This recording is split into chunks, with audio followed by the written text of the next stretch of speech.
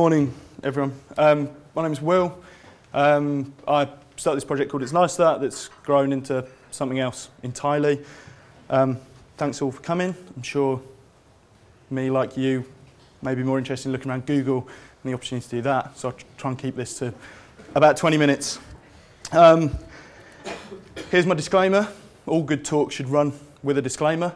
I'm 5 years out of uni. I'll say some stuff that might be outrageous, and I'm not setting out to do that. I just think what I'm trying to say is I don't know it all. I don't pretend to know it all. I'll say some stuff that you might very well disagree with. I love the way that this morning isn't sort of about me getting up on stage. I'm more excited about conversations that can happen afterwards and things that I've said and where you agree, disagree, and sort of I can try and learn something. So here goes. I'm going to do the talk sort of in two halves. I'm going to do a quick sort of rundown as to what we do and what it's all about, and then a few sort of lessons and things that the way we try and approach what we do. So this is where it all started.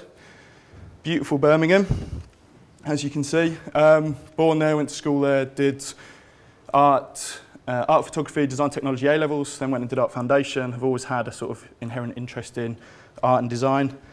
That then led to Brighton, which looks slightly different to Birmingham.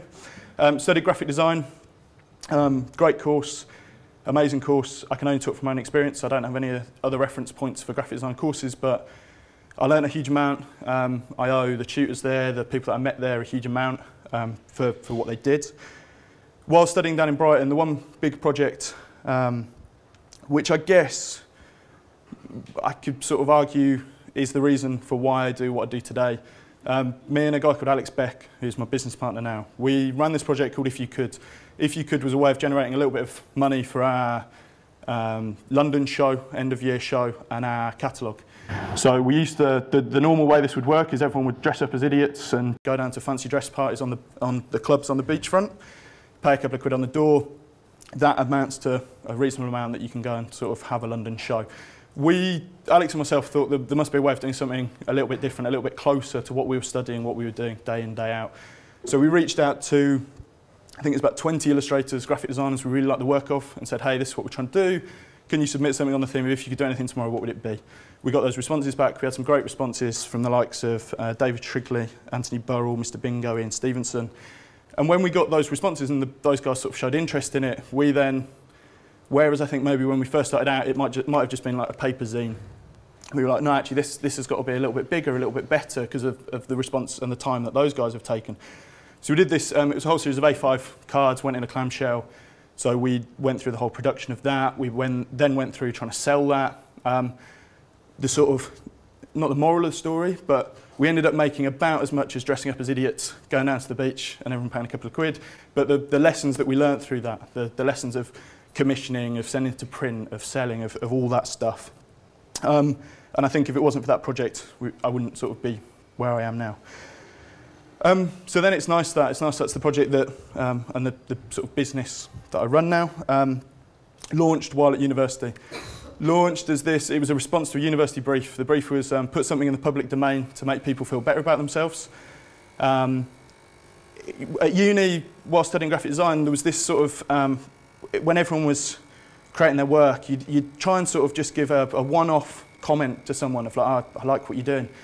And you'd get involved in sort of huge debates to typefaces and colour palettes, and all you really wanted to do was just go, that looks cool, I like that. So it started off as just leaving anonymous notes on people's work, one of which was, it's nice that. It's that sort of very disposable, it's not saying this is the best thing in the world, or I really like this specific bit. It's sort of broken English. It's amazing how many people I meet sort of use it during conversations, and I don't know if they're taking the piss or if it's actually something that people do. I'd like to think the latter.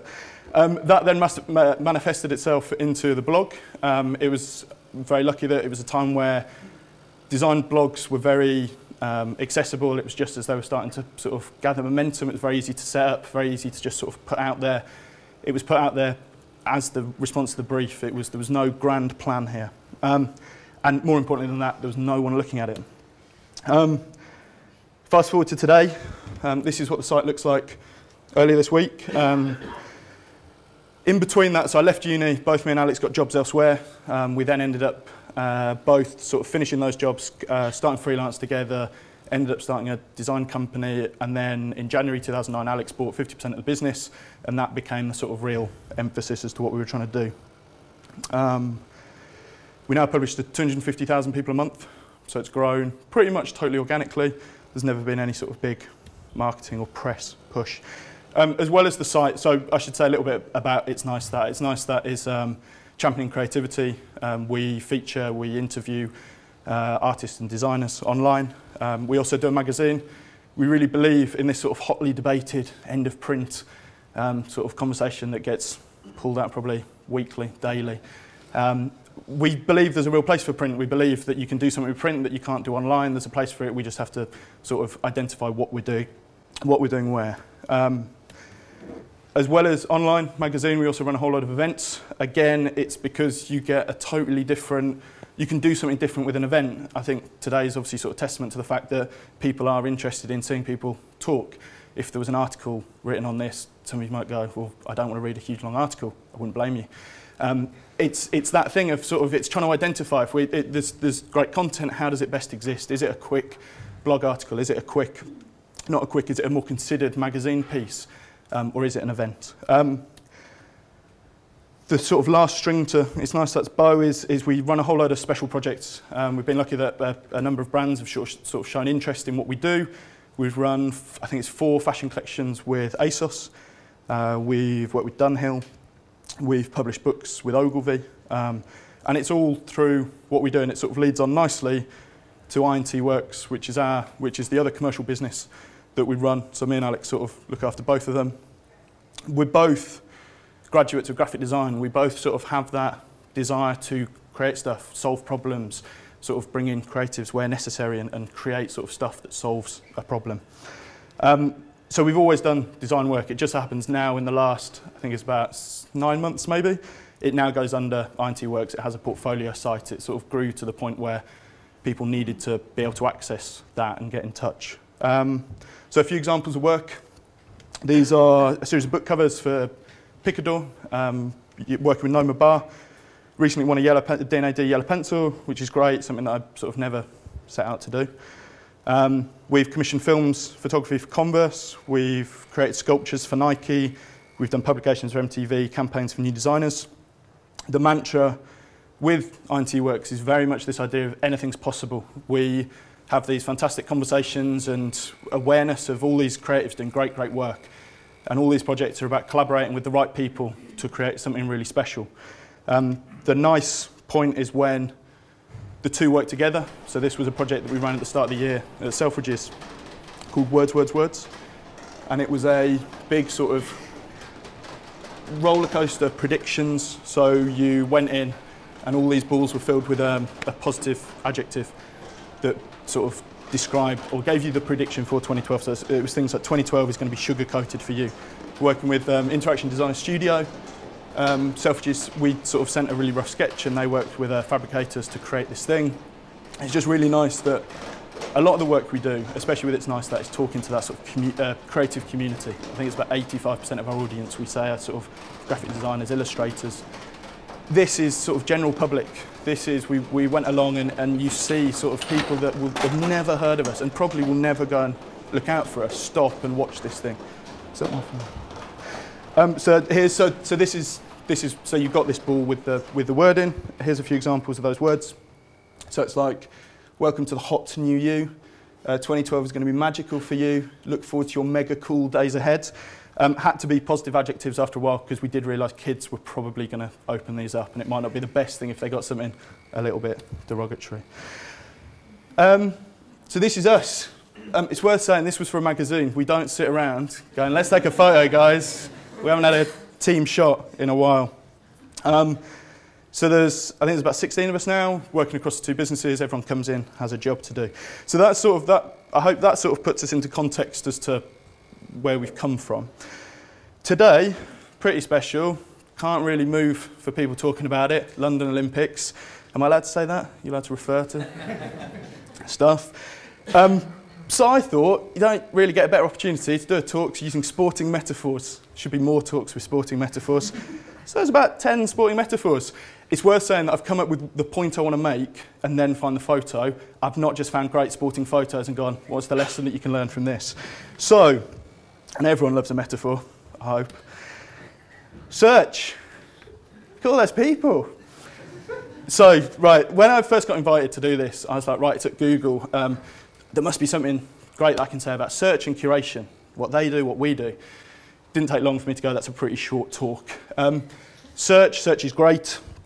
If you wanted to know anything about any one of these skiers, if you wanted to know more about cross-country skiing, for instance, it's part of the Nordic skiing sports family, which includes ski jumping, Nordic combined, biathlon and ski orienteering. By the way, that's sort of, not every slide's going to run with a sort of sporting fact.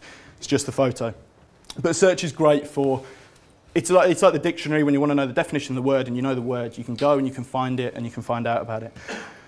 What we do though, and where we sort of pride ourselves is in the curation of this. We're out there trying to find the interesting stuff. I said every slide wasn't going to run with a sporting sort of story. This one does. This is a horse race in Siena in Italy, held twice a year in Tuscan city. Jockeys ride bareback over a makeshift course set up in the city's central square. The sort of metaphor to this is that what we try and do with It's Nice That is we try and find that really interesting stuff and put it forward. Stuff that you don't just search interesting illustrators and you get sort of answers saying, oh, here's loads of interesting illustrators. And this is the difference between curation and search. It's also at this point that I realised that's sort of the point I want to make. I'm not going to stretch it out for about 20 minutes. So both have a real place. What we try and do is add value, find those interesting things. Okay, so now onto a few sort of the big lessons and the big sort of, not lessons necessarily, the ways that we try and approach what we do and the sort of things over the last 3.5 years that we've really identified. The biggest one being point of difference. We realised quite quickly we've got to have this point of difference. When we set out to do the magazine, there was no point in doing another creative review, another graphic magazine, if we wanted to do those type of things, we should have just gone and tried to work for those people. What we wanted to say is, right, we want to do a magazine. What's the magazine that we want to read? And there's a number of sort of projects that we've done with It's Nice That are almost a little bit sort of selfish in the, well, I want this. I want to go and chat to that great illustrator and ask them the questions that I wanted to ask and that weren't asked in that interview. And it's having that point of difference across everything we do. So this is Arsene Wenger. He adopted an Arsenal team in a really sort of laddie, boozy culture. It was like the Tony Adams, Paul Merson era. And he came in and he changed British football over the course of probably 8 to 10 years. And he came in, he changed the approach to training, the attention to detail with players' diets. And he had sort of results instantly. And it's that thing that we have to keep reminding ourselves. And there's another one that comes up, which talks more about that. And it's worth saying that I think we always try and have that point of difference. I think there are a few projects that we run, the magazine, which has maybe kind of lost its point of difference. Where it's set out as this sort of thing that we said, this is what we want to create. In recent issues, it seems to have sort of morphed into something that maybe sits much closer to other things on the bookshelf, other titles that already exist. And it's something that we're really sort of addressing and saying we need to make sure that we have that reason for people to want to pick it up. The next one, personality. This is me and Al. Personality is one of our points of difference. We're human. We've tried to remove the ego. I think the design industry is, you don't have to go very far to find someone that wants to tell you very passionately about their latest design and how it's the best thing ever and how it's going to be award-winning and all the rest of it. But we're fans of stuff. We've been lucky to get to know Paul Smith over the last couple of years. And we went in to see him recently and we were chatting about this thing that we'd maybe lost the point of difference on a couple of things. And he just summed it up so brilliantly, which was this fans of stuff. Well, basically, you're just fans of stuff. And it's so true. It comes back to that curation stuff. We're naturally looking for this stuff and wanting to showcase it and talk about it and get in touch with the people and find out more. Real people, positive. It's nice that in its very nature and its very title is a positive thing. We're not a critique site. We're not sort of addressing certain issues. We're just saying, we find this quite interesting. Here's a bit more information about it. Kind of take it or leave it. But I don't think there'll ever be a day that's nice that is trying to sort of critique the Olympic logo and sort of, there are people that do that well enough. I shouldn't have picked the Olympic logo. It's far too easy as the go-to reference. And And also the nature of us being fans of stuff is, and we've been lucky that we've built this audience, we now get sent a phenomenal amount of stuff. And it's still an absolute joy to sort of work through that, submit that, it's nice, that folder. And yeah, there's some stuff that isn't great, but there are absolute gems that we find in there that we'd have never found. And that's something that we have to sort of keep reminding ourselves. The other point of difference that I think we have to keep reminding ourselves is breadth. Now, I tried to get a good photo of Jessica Ennis, because I think it might have summed it up better.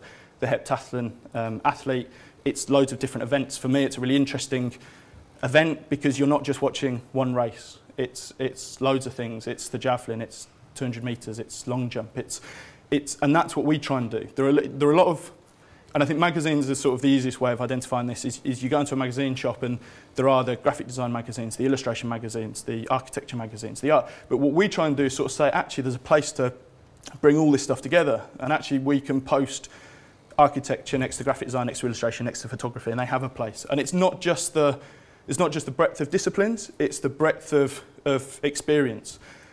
Hence, young people, old people. We want to feature the second-year illustration student next to a big ad agency. We want to. I think it probably stems from the fact that both me and Alex, we're 5 years out of uni now, and we still sort of. We remember when we were there and you'd fire off emails of projects and go, hey, this is what we've done. And you just hear nothing back. And I understand why that is. I think with the sort of amount of submissions places get, you're not always going to hear back from people. But wherever possible, it's about finding space for those people to sort of really talk them up. This breadth as well isn't just magazine online. It's important to us that it's the event side of things as well. We've got an event in September called Here. Tickets are available now. Shameless plug, sorry. But it starts with Sir Paul Smith opening it up. It ends with Thomas Heatherwick. So that's fashion, architecture, we've got graphic designers, illustrators, photographers.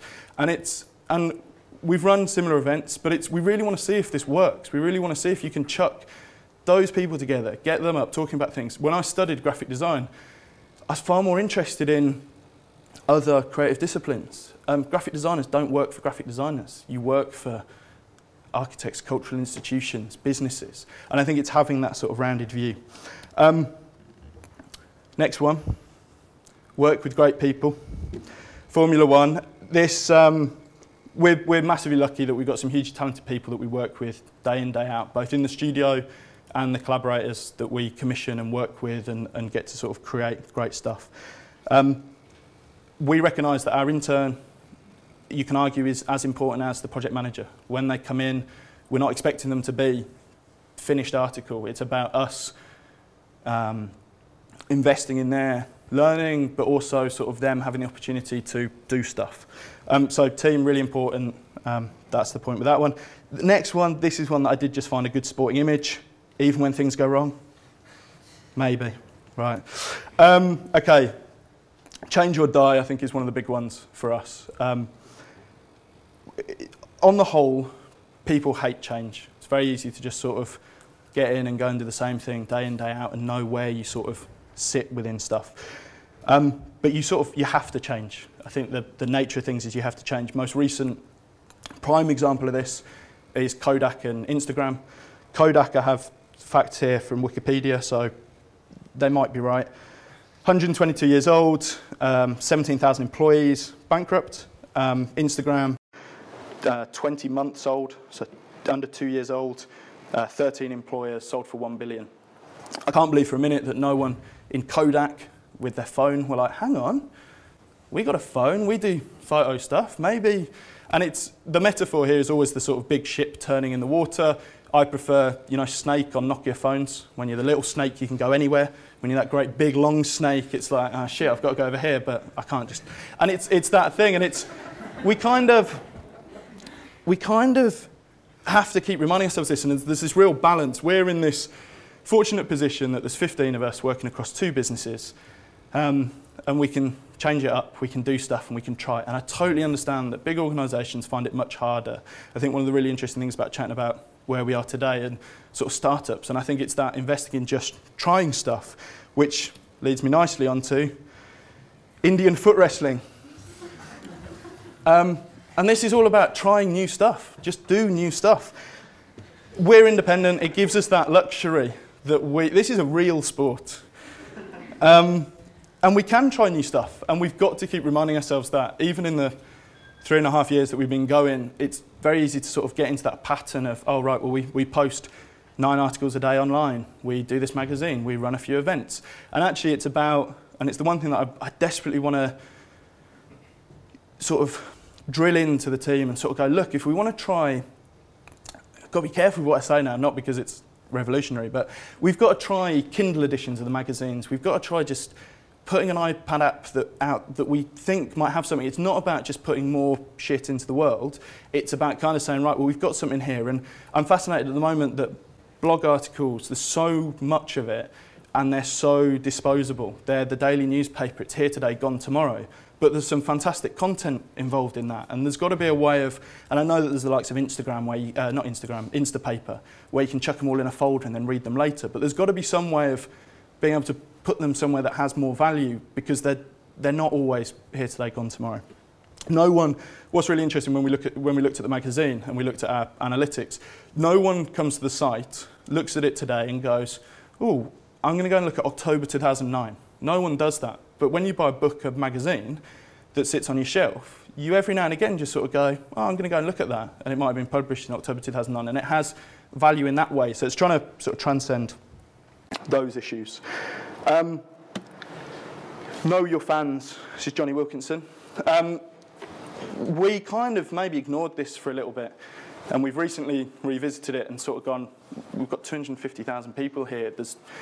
They're probably going to be able to tell us something, and it sort of comes on to the very last point that I'm about to make. But we've got to invest in taking the time to get back to those Twitter comments, and as much as the student who's got 15 followers as the design agency that might have 50,000 followers, if they pick up on something and say, oh, I'm not sure about this, or we've got to take the time to sort of chat to them and talk to them. And I'm not talking about sort of get on email and go, can we meet for a meeting to discuss that tweet you sent?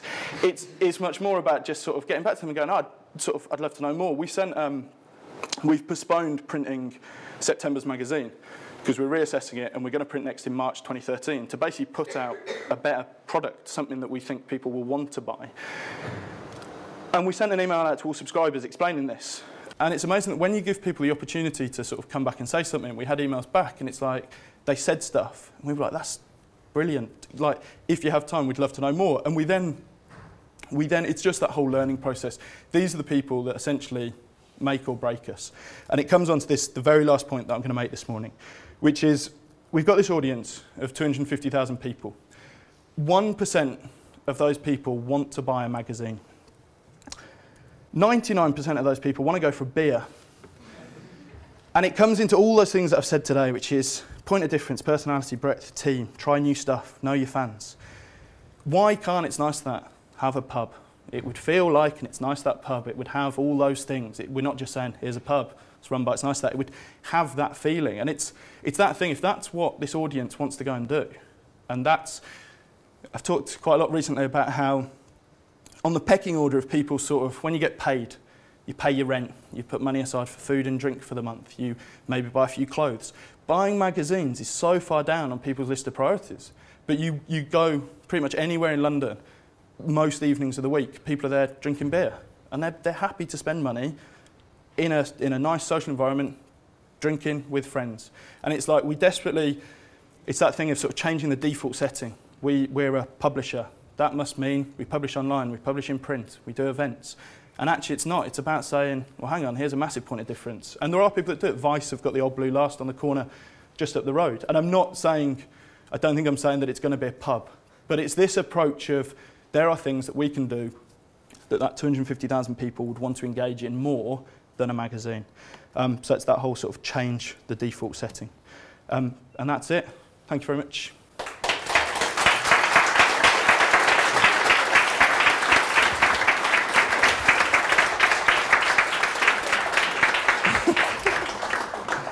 That was awesome. Thank you very much. We've got time for questions now, so I'll kind of take questions from the floor and Will can answer. So, cool. Who's up? Let's go with this one. Yes. Hi there. I met with Nicole Yersham from Ogilvy recently, and she talked about a project you've done that I hope we might hear about with Rory Sutherland. I work in future media and publishing, and I'm interested in the kind of change the default setting theme. Your take on how your kind of approach might influence or shape the future of publishing. So they essentially work without a publisher, Yep. a traditional publisher, to publish Rory Sutherland's essays and thoughts. Can you talk a bit about how you worked on that? Yeah, totally. For anyone that doesn't know Nicole, Nicole works at Ogilvy as part of Digital Labs and is an absolutely amazing individual. Her motto is very much get shit done, and she does. We published a book on Rory Sutherland, which was a pretty chunky book, in about 6 months. And they did a whole tour of places around Shoreditch, East London, and we were fortunate enough to be on that list of sort of go and see these guys. She turned around and just sort of said, look, really keen to publish this book, can we do it? And it was because she'd recognised that going to a traditional publisher, you go through all the motions of that would have made that 6-month process maybe 2.5 years. We sat down, we tried to look for that point of difference, we tried to look for all those sort of things that will make this a desirable thing. We learn a huge amount. We learn as much about putting out something that's a beautiful item. There are things that traditional publishers do have, because that's the very nature of what they do. They can get a book into a phenomenal amount of bookshops where we can't. So it's about trying to find someone that could do that. It's in terms of the approach moving forward, I don't know. It's a good question about sort of shaping the future of publishing. I think, like most things, it's going to be about trying new stuff with enough conviction that's well enough considered. I think maybe that's something that I didn't really stress. Everything that we do is very considered. It's not just about having that idea on the bus into work and then coming in going, right, this is what we're doing. There's the work that goes into checking that it might be viable. I don't know. I think publishing's massively interesting. I think there was something that I think Rob, our editor, was chatting about recently, that there's some guy who's put a date on the final daily newspaper, which is due in about 8 years' time or something. They reckon that will be when daily newspapers die. I think there are references and parallels with other industries. I think music, I think the fact that vinyl still exists in this world of digital because it has a place. And I think I guess it's the last point, it's getting to know what people want. I think if people will always sort of want those books that you can revisit and look at, but actually to carry a Kindle around with you that has huge battery life and you can just read it is actually really useful as well and has a place. And I don't know, I know people that pirate American dramas, watch them, but then still go and buy the DVD because they want the physical thing. I think it's that balance. I think the truth is I don't know. I don't really have a clue. But I think there'll be some interesting stuff. I think there'll be some, and I think it's I don't know, again, stressing the point of this place is hopefully, I think big business has a place of supporting young entrepreneurs, not necessarily young entrepreneurs in their very nature, to encourage trying stuff and helping them and making maybe some of the ideas that might get lost along the way actually get a little bit more coverage and uptake and might transform things. Well, it sounds like it was a profitable project, so you've demonstrated something. Yeah, no, it was a great project. We learned loads, but yeah, no, it was good. Thank you. It was good. Next, yes. With It's Nice That and things like Pinterest, where you end up sort of curating other people's work, how does that sort of translate into, in your case, how do you make the leap from that to then promoting your own design work and building the company and that sort of thing? Building the company as in IT Works and the commercial work we do. Yeah, I mean, if your beginning was finding nice work from other people, and sort of, I suppose that sort of promotes your personality and your design taste to a wider audience as well. But definitely. Sort of make that step on. Well, the funny thing is that they both sort of ran in parallel. There wasn't the sort of one to the other. Alex and I sort of set up this design studio called Hudson Beck, very imaginative. We sat around a table as creatives and went, yeah, let's just stick the two surnames together and that'll be what we call ourselves. And we did design work, but we'd go and meet clients and do new business, and we'd talk about, oh, here's this great sort of gallery catalogue we've done. And at the time we sort of fell into that trap of first project out. We were like, yeah, this is good. Yeah, people are going to want to give us more work based on this. And then when we left, we'd go, oh, also we do this thing called It's Nice That. And we run this blog, and then they'd go, oh, that sounds interesting. Can we work with them? Who's that illustrator? And it then became very apparent that actually to lead with something like that and go, hey, look, we've got this awareness, this is our taste, this is sort of the things that we demonstrate, and then people were interested and go, oh, so we can work with them, and we can, and that's where the two sort of grew side by side. The thing that I'd say about Pinterest and that sort of image, Tumblr sort of thing, I think they will have their lifespan. I think there's a place for them, but I think what we've desperately tried to do with It's Nice That is add value, and I think it's really important that we do that, because I think that's why people keep coming back. I think those sort of just plethora of images, the sort of, I don't know, Friday afternoons where you just get on a Tumblr and you never reach the end of a page and you go, oh, just a little bit more, a little bit more, and then you click on an image and it sends you nowhere and you go, shit, I'd really like to know about that. And it's, I don't know, I think and I think there are other design blogs that are just very project focused, where it's project, image. And I think what we're trying to do and where we see a sort of longevity and a trust of building this audience is by saying, image. Here's actually who's done it. This is why they've done it. This is the other stuff they've done. And I think hopefully, while we might not have the great sort of growth of audience immediately, because we're not just chucking stuff out constantly, hopefully the audience that we do gather stick with us for longer because they know that we're a valuable resource. I don't know if that answers the question. Yeah, it does? Cool. Okay, next. Let's all go and look around Google. Come on. Yes. You've talked a lot about the value of having like a quality product and everything like that. And a lot of the examples you've given has almost equated to that this valuable thing that I put a lot of work with is a physical object. Do you think it's possible to create that same value purely online? Yeah, definitely. And I think it's, I don't know, I'd throw it open if anyone sort of can identify those projects that as an online digital thing that you have the same emotional engagement, attachment to as a physical item. The beauty of a physical item is, as humans, I think we're inherently sort of, I need to go and be able to pick that up. And that image is on a page and the words are on a page and they're not going to go away. I hate the idea of a Tumblr and Tumblr suddenly go under and then it's like, oh shit, where's all that stuff I've put? And it's the $1 million question, and I mean that very genuinely. I think one of the things that I'm desperate that we push is this trying new stuff where we can try and get that digital thing that everyone goes, yeah, this is my digital thing. Not like that, because that's a physical thing, but that they do. But I'd love to crack that. I'd love that to be the sort of focus and try and, because I think it's it's potentially the missing link at the moment, that you don't have that same attachment with digital content. I might be wrong. Can anyone just break that whole argument that I've just put forward and just go, yes, that?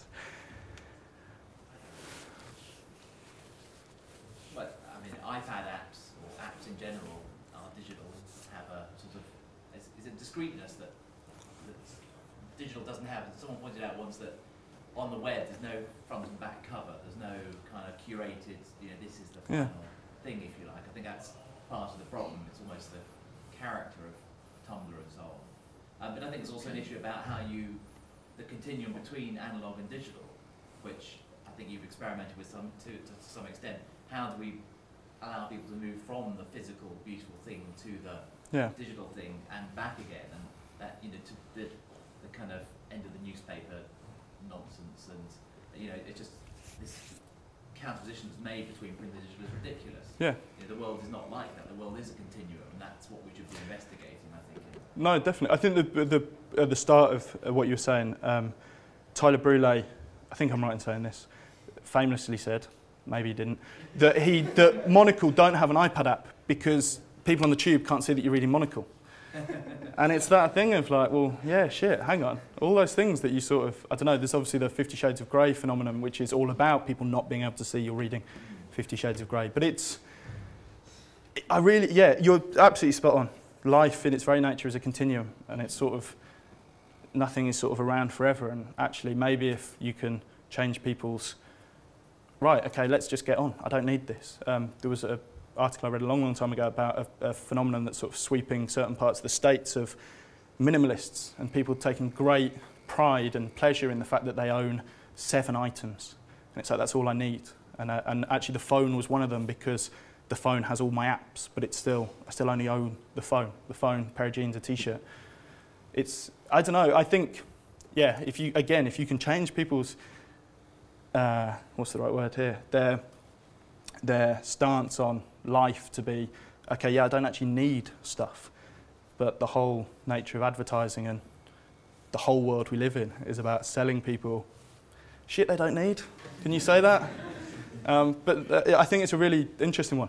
This is why, when I'm more out of uni and have done more, I can maybe have a better answer and say maybe this. But I don't know. I don't know. Yes. I think we're probably designers, but how important are words?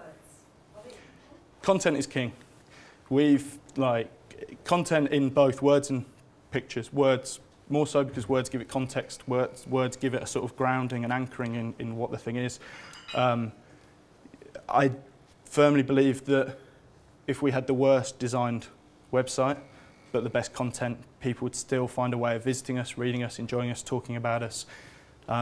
You don't have to go very far. I think designers' portfolios are a prime example. Designers' portfolios are projects, they often spend longer designing their portfolio than the work they actually showcase on it. And they're all this sort of tricksy stuff with nice rollovers, and that's the extent of my web knowledge, is rollovers. That's have a nice rollover. But it's that thing of, with the portfolio site that we have, it's just super simple. It's click next. Often the people that are going to commission you, and it obviously depends what work and what clientele you've got, they just want to see the work. They just want a dead easy way. But yeah, I think, again, I'm not sure if that answers the question. I think the design obviously complements, and as designers we want to make stuff work, to sort of work with the content you're trying to showcase. But no, I think it's crucial that the content is good enough, desirable enough to want to talk about, to want to share, to want to archive and come back to. do designers read? On the whole, probably not. Well, probably not. In that, I think it's Michael Beirut in the critical writings thing always talks about how the flaw in design magazines is they're over-designed. And often the best sort of books, and obviously that's different because there's not necessarily the images, but they're just super simple. It's just words on a page that you read and go through, whereas designers and magazines want to make it so complicated that you sort of are looking left, right and centre, and actually you just need to engage with the content. That is one of the reasons why I love the Kindle, is because it's just words on a page. It's no one's thought too over the top on, I want this to do this, the leading just needs to be a little bit bigger, and it's just super simple in its approach to say, here's the content. I think when, is it Kindle Fire, the one that you can embed images within? I think that it's a really interesting space. On a sort of sub note to that, I also love the Kindle because there's no distraction. I don't have Twitter pop up, I don't have email pop up, I don't have all those things. And I think it's another reason for probably why designers don't read, is because they're trying to do everything on a device that's saying, look at this, look at this, look at this, look at this. And we're on Twitter. We try and take you away from what you're trying to do and say, hey, look at this stuff. So we're part of the problem. Sorry. But yeah, but no, I don't think they read. Yes. Just following on from that, you talk about the simplicity of language, and obviously Is Nice That is a great sort of example of that. I'm a communications manager at a design agency, and I've had to work really, really hard to get them to understand the simplicity of saying things. Just say it on a human level. Yeah. You don't need to talk about technicalities. Nobody's interested, actually.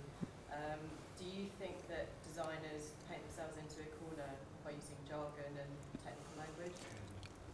Yeah, quite possibly. And I think, again, it's trying to identify the right person for the right role. But what's fascinating, and I didn't talk about this morning, when It's Nice That started, it was me and Alex and a guy called Jez, who programmed the site, wrote for the site for a few years. He's now working for Facebook out in San Francisco.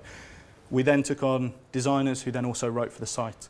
It then reached a point, we were going out to, I think it was about 100,000 people at the time a month. And we hired an editor. We hired an editor who was an editor, who had been to journalism school, who had worked on a newspaper, who came in and totally totally changed the way that we write content. We had a sort of board of, this is when you're posting, and you'd sit there going, oh shit, what am I going to post Wednesday afternoon at 4:30? And he came in and said, right, Ed meetings, we're going to sit down and talk about the content we've got, we're then going to write about it. His big things are getting rid of needless words, just taking it back when you've tried to say something. And I think as designers, maybe we fall foul of it. I don't know if it's just designers, there might very well be sort of, I don't know, bankers, doctors, all the rest of it, who want to sort of, I don't know the right word, just, yeah, think that making something sounds more interesting by using longer words and more words, when actually you're absolutely spot on. We're only human, and it's actually talking in a way that people understand and sort of go, okay, I get that. I think, again, yeah, we sort of need to embrace. And we try and do that on It's Nice That. We try and sort of talk about the work in a very human way. When we did the first magazine, we sent it to family and sort of said, hey, look, this is the magazine we've done. And there'd be certain articles they'd read and they'd go, didn't understand that at all. And part of it is us trying to identify our audience and say, is this for designers? Does it need to have those sort of reference points and words and things that you can say that they're going to understand, or is this for everyone? So I think part of it is trying to identify the audience that you're trying to speak to. But more and more so, I think It's Nice That should be this thing that you can... we always reference the sort of family with the 2 kids walking into Tate Modern on a Saturday. There's no reason why they shouldn't engage with It's Nice That. We're not this sort of super high-end and sort of intellectual, sort of unaccessible. We're super accessible. We're super sort of just give it a go. So we're trying to sort of talk to that audience. I use far too many words to answer that question, which in hindsight's a bit wrong. Cool. I've got one question. What's the kind of the scariest or the most humbling thing that you've learned as part of this? You said that you kind of sent this email out to your 250,000 subscribers. Like, what's kind of the most powerful thing that's come back from them? That's a great question. David Trigley sending an illustration to us as second-year graduates from a Hotmail account, just going, hey, we're doing this project, and him just getting back going, yeah, here you go, here you go. And it wasn't like instantly, it wasn't like, here you go. It was a few days, and I seem to remember we probably got in quite drunk, and Al looked at his emails and was like, pretty sure I've got an email here from David Trigley with a sort of image attached. And we're like, that was pretty humbling. I don't know. I still maintain that I absolutely love what I do. I still haven't reached that point where I'm like, yeah, this is why this is the thing that I'm meant to have done. And that's why I'm keen to sort of keep moving on so I can find that thing. Cool. Anybody else? Yes. Do you have your sticker? No, I don't. I bypassed the front desk. The photographer's going to grab your stickers on the way out, aren't you, Mr. Photographer? What was the question? The last great thing you discovered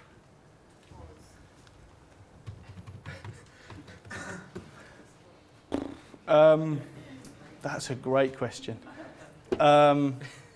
Wow, this is awkward now because everyone's sort of wanting to go because they've all got to go to work, and now I'm just going to awkwardly stand up here and say, I don't know. The big thing for me recently is I bought a Kindle, having looked at them originally and gone, why the hell would you want a Kindle? And I read more, proof that designers need to read, they need to be more informed. Yeah, it's been an absolute revelation for me. So that, and now we can all go home. Not home, work, although it is Friday. Cool. Awesome. Well, big round of applause.